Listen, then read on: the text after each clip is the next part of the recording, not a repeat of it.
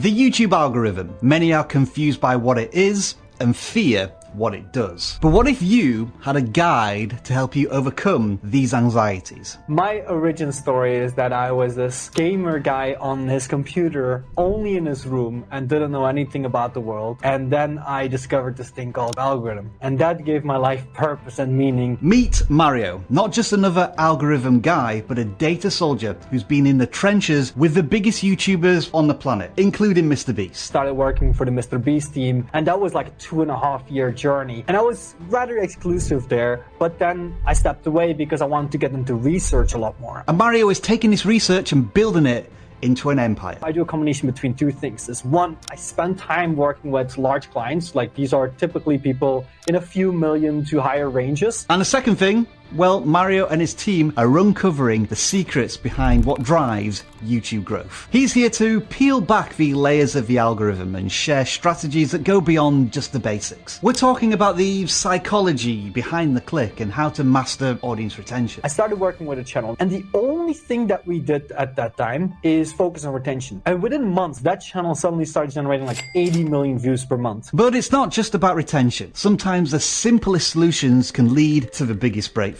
So one of the biggest ones that I was shocked by, but it's not unexpected, was Yeah, you know what happens next. Your YouTube education.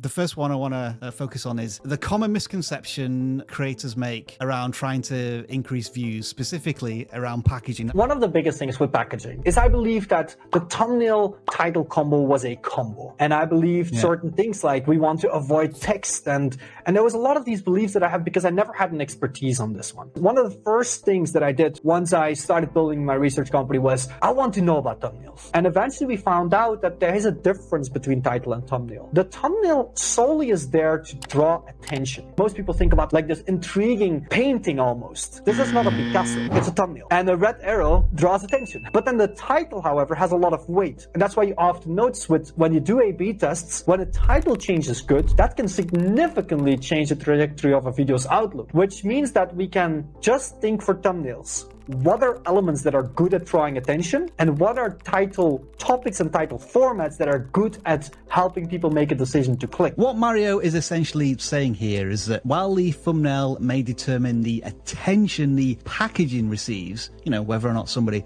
just swipes past the entire video, the title has more impact on whether or not somebody clicks on that video. It's an interesting and plausible theory, one that needs evidence. So I asked. I'll break this in two parts. So first of all, most people when they think about a thumbnail, they think about the visual appeal. How is it aesthetically pleasing? But if we take down a thumbnail, some thumbnails are aesthetically not pleasing. That doesn't mean they cannot draw attention. For example, if we take a look at Moist Critical, he has a very recognizable face. Some people know him, some people don't. But you see his thumbnail, aesthetically pleasing, absolutely 0 out of 10. It's so bad. But you recognize him. And that makes you then look at the title. And one of those titles that he had recently is another huge charity scandal. So you see his face, you recognize him, you see an intriguing title, and you're like, oh, I want to hear his opinion on this thing. Now you're probably thinking the same thing as me at this point. It's all well and good using Moist Critical as an example, but he is a huge YouTuber with a large following. If each of his videos got 100 views each, would you still click on those thumbnails? Social proof is the idea of that a video has many views, it's going to be more likely to generate more clicks. And this is something that is unfortunate for small creators and very fortunate for large creators. We can all look at our own behavior. We open the homepage and we see a video that seems obscure but has 3 million views. It is very tempting to click on that to see what all the fuss is about. That's a big one. There's also video length. You know, we do make judgments based on how much time we have, but social proof is the one that caught me a little bit by surprise, even though it's so obvious. Are there any more examples you can think of beyond Moist Critical that kind of reinforce this? Even MrBeast falls under this one, or Ryan Trahan as well. They make these videos, the penny series. This is not the first time a type of penny series is created, but if you see, oh, this video has 1 million+ views or more than 1 million views, it's gonna make you wonder. And you discover this video, now you love this video, and now you're going to want to watch more of this kind of stuff. And a smaller creator has this issue, and right now you see this. If you go on the homepage, you can notice that there's videos with under 8,000 views that are like a day or 2 days old. Those videos have extremely low viewership. And when you check some of those videos days later, you notice that they've barely gained anything. And that is because when people are on the homepage, they are using that social proof part to make their decision. And if you have 500 views, unfortunately, you will not win against somebody with 500,000 views on the same topic. Social proof. It's an interesting concept that raises a question. When you look at what to watch next on YouTube, how swayed are you by how many views the video has? You'll probably say not at all. So is this a subconscious thing? Perhaps I should rephrase the question. Are you more likely to click on a video if you've never heard of a creator, but the video has 1 million views? When I think about my viewing habits, yeah, I've probably been influenced in the past by how many views a video has. So what if, as a thought experiment, YouTube removed all of the view counts on all of the videos for a single day? April the 1st, I'm booking it now. Thinking about this idea of social proof, in terms of weighting, idea, thumbnail, title, where do you think social proof fits in that line? You know, you have to think about there's 4 parts of the importance here, right? The thumbnail's ability to draw attention, the title's ability to capture our interest and help us make a decision, our ability to create a great story, and social proof. In the decision-making process, I would say it's almost just as important as the thumbnail and the title. For educational content, we're looking at 10,000 views or more before that social proof really plays a role. For entertainment content, unfortunately, we're often looking at 100K plus already. It's quite significant. 1,000, we know that's a lot, but we don't grasp it's a lot. 10,000, we know it's a lot, and we can grasp it's a lot. It's the same difference between 1 million and 10 million. 10,000. That does seem like a depressingly high, impossible to reach number for the average small creator that has less than 100 subscribers and even less views per video. I think that now that you've learnt this term, social proof, you want a couple of hacks for it, right? For smaller channels, you can still use social proof within your videos. And this is great because unfortunately it doesn't help as much to grab attention, but it does help to give you credibility. For educational channels, this is often when you quote research. And this shows you that whatever you're saying has been approved by others. And that gives you credibility. So that's one thing for educational. For entertainment channels, it would be a little different. So if you happen to have one video with decent amount of views, what you can do is like, you can make a reference to that video and then pop it out with the views visual. So people say, oh, this creator has actually had some popular videos. And that gives you a little bit more credit or social proof that this creator I'm watching right now is not just a nobody. Now, I will confess to being a little bit cheeky here, leading Mario into a bit of a trap. I've seen creators get hundreds of thousands of views on their very first video on their very first channel. We even did a case study on one. Clearly, their videos have no social proof whatsoever, and yet they're thriving on YouTube. So how did Mario answer that? So often they have touched on something that they knew there was a demand for. So they've looked at something like outlier theory, where you look at which videos in general score better than the other videos on a particular channel. What they're doing is the way they understand how to structure their video, whether that's intuitively or through research actually, they're really good at presenting their story very well. You know what? Mario is spot on. In that case study, the channel identified a gap in the epic video essay niche, where a certain type of video game wasn't being covered. They filled that gap. And the video was brilliant. What generates interest and curiosity? Interest is simply that we are keen to re-experience something new or something that we're familiar with. We're looking for a tutorial on pancakes. I like pancakes. I see pancakes. I gain interest. So interest is more subjective based on previous experiences and all those kind of things. That's how we generate interest. Curiosity, on the other hand, is a little bit more complex than that. So curiosity, it's our drive for information, more specifically new information. With curiosity, if we want to spark somebody's curiosity, we are looking towards one of 3 main factors here. We have either there's a gap in knowledge, right, that we're seeking to fill, or this essence of novelty, a new experience, we haven't seen this before. That could make us curious as well. And the last one is that we are presenting them with an uncertainty. So if there's some uncertainty, we could become curious to resolve this uncertainty. This is how we create curiosity. So if you want curiosity, you need something new. If you want interest, you can just remake something. I have to say, if you have to make a choice, I advise to go to curiosity because curiosity can generate interest. Regular viewers will be familiar with the importance of curiosity in videos since we've been talking about it non-stop for over a year now. But interest. I like the way Mario separates this from curiosity, but I also like strategies on how to increase viewer interest. One great strategy for channels that you can sometimes do is that you make 10 videos of the same topic, and then people lose interest. Because you can only re-experience something so many times before you kind of get bored of it. But then you make that same content a year, 2 years, 3, even 4 years later. And suddenly there's this revamp of interest for that specific type of video, even though they've already seen that. And that's the same as going to an amusement park. If you keep going, it gets boring. But give enough time between that last time you went, and suddenly that interest to re-experience that same thing that you've already experienced is back. Same thing happens with videos. And for a real world example of this, search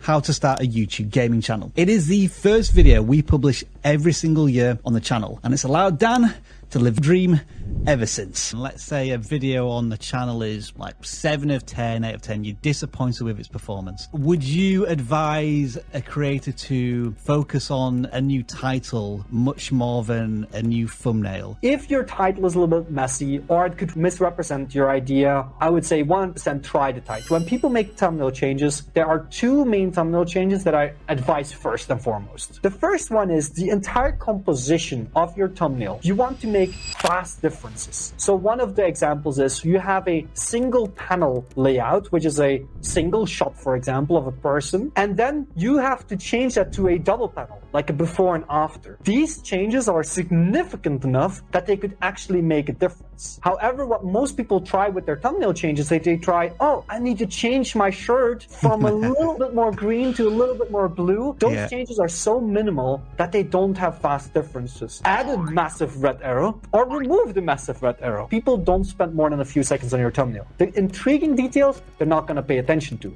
It's those big changes that can make a difference. The second part of a thumbnail, changing the text in your thumbnail. I was always of the belief that text was a bad thing. But now I have found that text can be a significant difference in how people click. And to prove a point, here's 2 thumbnails put through YouTube's test and compare feature. They are identical, except for the text, which resulted in 3% more watch time. But speaking of watch time, Mario is a self-confessed data nerd. So which metric does he think is YouTube's most important one? Views is the success metric of all success metrics. It is not as easily manipulated as the other ones. If you have 1,000 views and you want to create more watch time, you don't always necessarily have to improve the quality of your video. You could just add 2 minutes at the end and bam, your watch time has increased. So it's very easy to kind of find ways around putting more effort and making your content better. If you have already maximized your audience, then yes, you can go to watch time or you can go to revenue, but most people are just trying to gain more views. What are some underutilized strategies for increasing views on YouTube videos? End screens are amazing. And when you don't use them,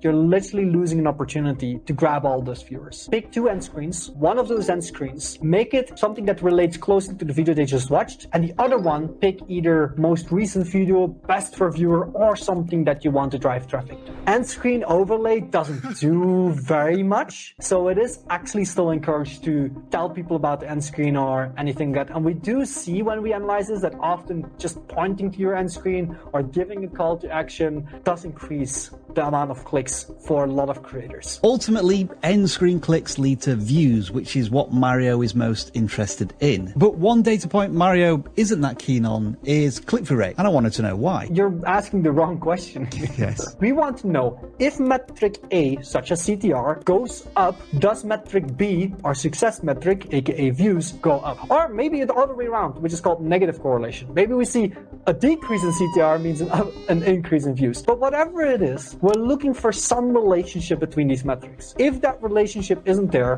which in almost all cases it isn't really consistently there, then that metric kind of goes up in the air and it doesn't have much meaning. In order to grow, it begins with understanding the truth behind numbers, and then we can really grow. We're pretty deep into this conversation now, and my guess is you're pretty invested in it. So I'm going to take a bit of a risk. I'm going to introduce something completely new, something that we've never talked about before here at vidIQ, audience segmentation. And this is where Mario earns his bucks, by exploring the data in new, refreshing, unique ways that others dare not do. I'm going to paint a picture here of a concert. It's not just a crowd of 100,000 people. There's people with red shoes. There's people with blue shoes. And the same way that we do that one, we segment our audience into different groups and we try to group them. There's 5 main categories and how we can segment our audience. There's demographics. This is really understanding who our audience is, right? What's their age, what's their gender, all those kind of things. Then we have geographic. It's understanding which part of the world they're from. Then there is the psychographics. And this is just our interest needs. So this is really understanding where's the interest of our audience, all those kind of things. The fourth one is behavioral factors. What's the traffic source they're using? Are they search viewers or are they more browse or suggested viewers? Do they skip a lot or do they like to watch lengthy? Those kind of signals. And I think one other one that is harder to talk about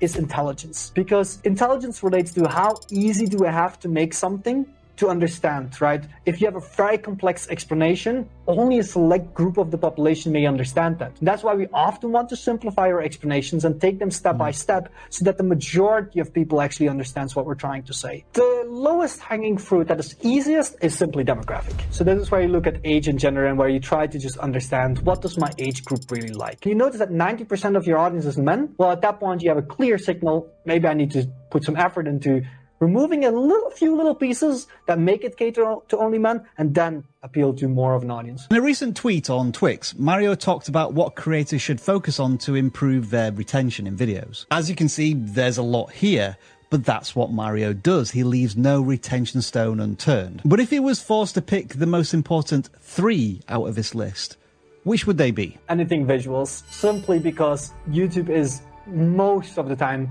a very visual experience. So understanding how we do visual storytelling is key. The second thing is, I have to state storytelling. Storytelling is more than just telling a fancy story. It's the passage of information, which is the reason why if we're good at that one, we're better able to hook people. The third one, I think I'm gonna have to go for wide appeal, simply because most people, this is maybe a bias because this is what people that I work with want. They want more views, and wide appeal is the go-to in order to increase the amount of views that you're actually going for. Let's go into some more specifics a little bit then, like quick hacks for each of these. So one of the things is this. Music is amazing to grab attention for longer. I found that when we use music, we can increase retention for 25% for those same bits. Downside to this, in educational content, you have to be very aware because when we use music, we may help the viewer struggle with actually remembering what we're saying, which could actually hurt our content. And editing techniques.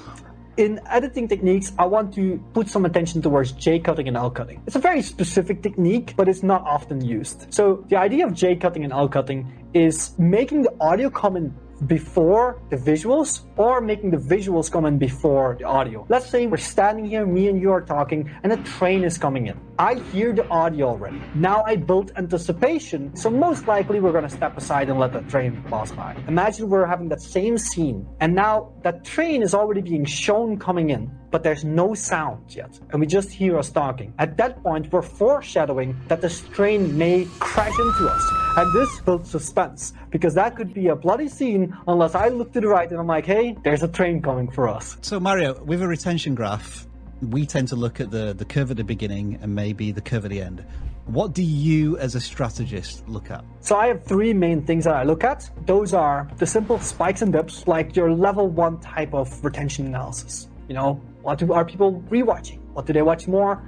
And where are they tuning out? The second one is what I like to call sustained loss of engagement or sustained engagement. This means for longer periods of time, how are we losing them over a minute? How are we maintaining their attention over a minute? Level 3, which everybody should actually do, but it's the more complicated one. Take 5 steps back. How does this chart look like? Does it look like people were getting bored? Does it look like people were just skipping ahead? Often we can just take a step back, not look at the individual drops, but look at the overall chart. And that gives us a message. And then rather than doing a deep analysis, we can start looking at one of my favorites, which is progression. Progression is the rate at which we proceed towards our goal in the video. And if that is low, people get bored. If that is high and we get a good pacing, people will stay watching for longer. There was one more thing I wanted to know from Mario to try and make us all feel just a little bit better. Big creators with large channels, do they still make mistakes? When it comes to data, what is their common weakness? Even if people make 50 million views, it's the same mistakes over and again. The brand deals with a full minute integration where you say, so in this video, we're sponsored by blah, blah, blah, blah, blah. Yeah.